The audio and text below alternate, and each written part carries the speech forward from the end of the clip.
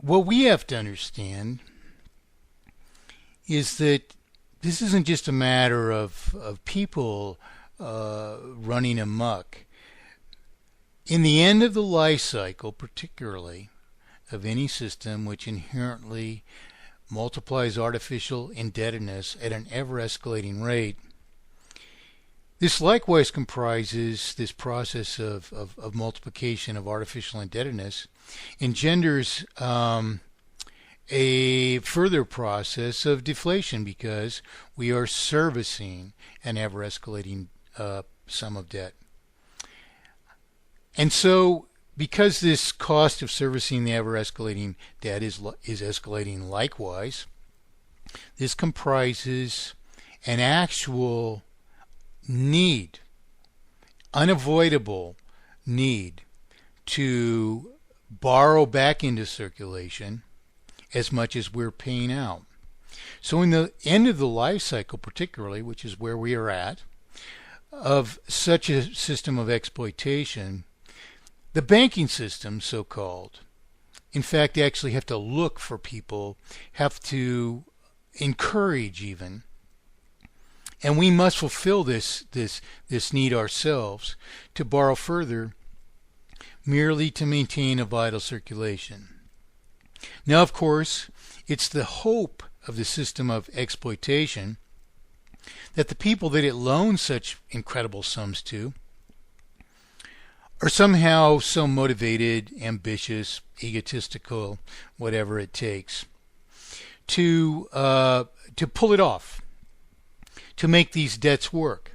But of course, likewise, because of the escalating sum of artificial indebtedness, which leaves ever less of a circulation to sustain the very industry which is compelled to service this ever-escalating sum of debt, because ever less of the circulation remains to sustain industry, the likelihood of their success is all the less.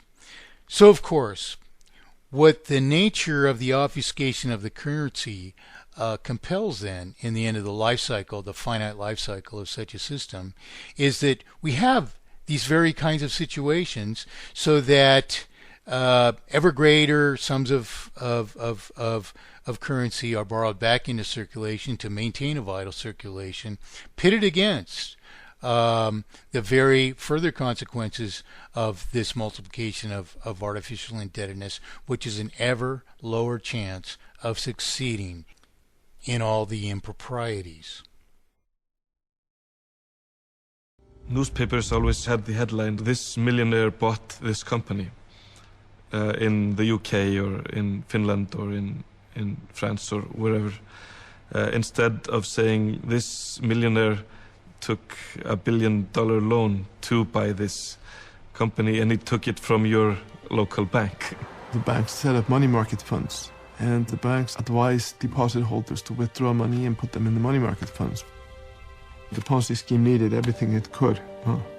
American accounting firms like KPMG audited the Icelandic banks and investment firms and found nothing wrong. Let's think about the pressures engendered by the system then again, because if a regulatory body, a government regulatory body, was to find anything wrong, quote unquote wrong, what could it possibly trace this to but the terminal faults of the very system itself? To embark on a course which exposes the faults of the system then is something which an usurped government can never engage in, because it exists instead to perpetuate the system of exploitation. So why would we expect this from a government which is serving the so-called banking system? It's not even reasonable to expect such a thing. In fact, in order to finally secure monetary justice for ourselves, we have to eradicate banking itself, and we have to replace it with a true, actual solution for its injustices. and American credit rating agencies said Iceland was wonderful. In February 2007, the rating agency decided to upgrade the banks to the highest possible rate, AAA. It went so far as the government here traveling with the bankers as a PR show. But again, how and why then should we expect anything else? In order for the system of exploitation to persist, it must be maintained by usurpation of representation. This is why, in fact, government will not respond to any valid argument of the inherent terminal consequences of this obfuscation of the currency by anything but evasion. When Iceland's banks collapsed at the end of 2008, unemployment tripled in 6 months. There is nobody unaffected in Iceland.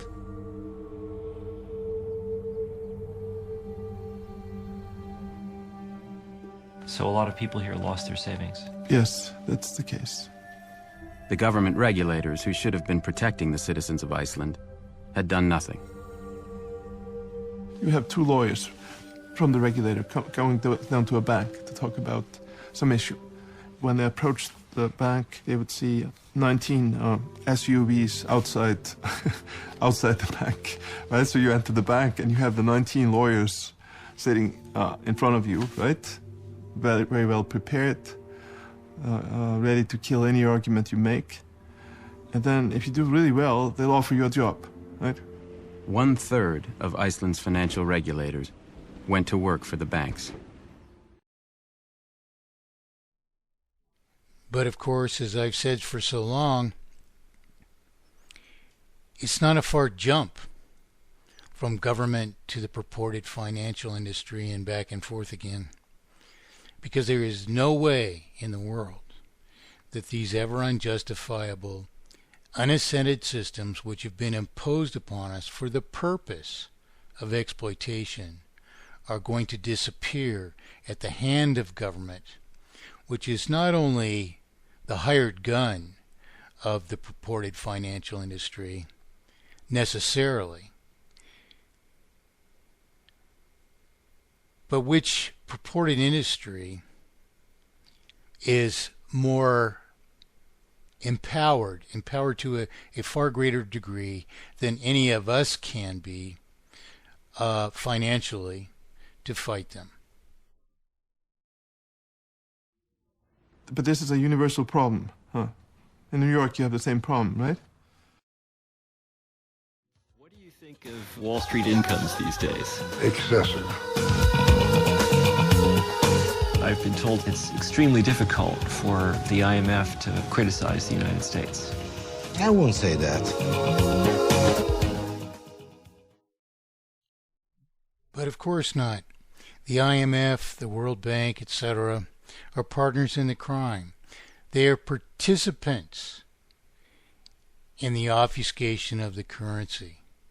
They loan money at interest. They ensure the multiplication of artificial indebtedness upon the entire world, the consequence of which is, ultimately, terminal dispossession of the world by entities which produce nothing and contribute nothing whatsoever to our prosperity, and ultimately then take our not only our prosperity, but the very opportunity to prosper from us.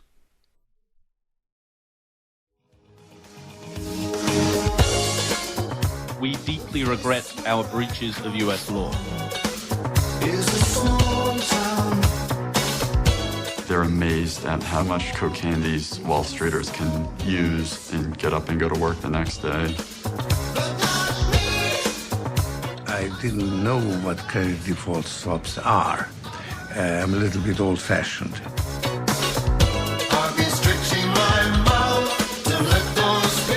Has Larry Summers ever expressed remorse? I don't hear confessions. But neither do you hear Barney Frank responding to propositions of mathematically perfected economy.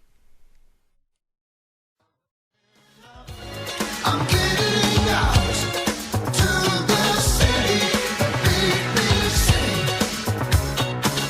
I'll be a big noise with all the big boys almost. The government's just writing checks. That's plan A, that's plan B, and that's plan C. But of course, in the end of the finite lifespan of any system which can only multiply artificial indebtedness into terminal artificial indebtedness, ultimately the creditworthiness of the private sector is exceeded, nullifying any capability or power they have to service further debt, and making it impossible for them any longer to maintain a vital circulation by further borrowing.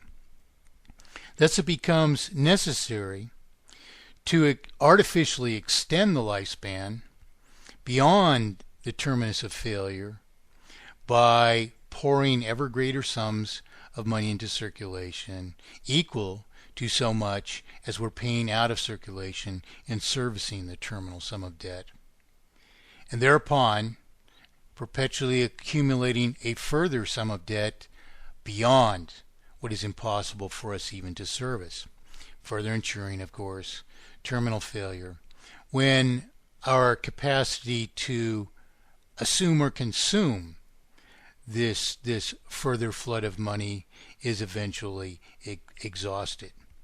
So these are actually means of what I have called artificial sustention, the entire scope of which means I actually laid out for the Reagan administration, not of course to advocate artificially extending the lifespan beyond terminal failure, but in fact on the contrary, in order to prove to the Reagan administration that each of these means of artificial sustention are finite themselves. That is, that they too have limited lifespans and therefore can only succeed in artificially extending the finite lifespan of the system itself only some while further. Would you support legal controls on executive pay? I would not. Are you comfortable with the level of compensation in the financial services industry? If they've earned it, then yes, I am. Do you think they've earned it? I think they've earned it. But of course, as none of this activity produces anything and only takes from the pool of wealth, it can only come, its earnings, so-called, can only come at the consequence of true free enterprise or just reward for actual production. So this idea of earning it is something which we have to reevaluate here. What is earning? What is true free enterprise? And how are these people possibly earning it when, rather than contributing at all to production or the pool of wealth, in fact, they're only taking from it? And so you've helped these people blow the world up. Oh, you could say that. So much larger than life. I'm gonna watch it grow. They were having massive private gains at public loss.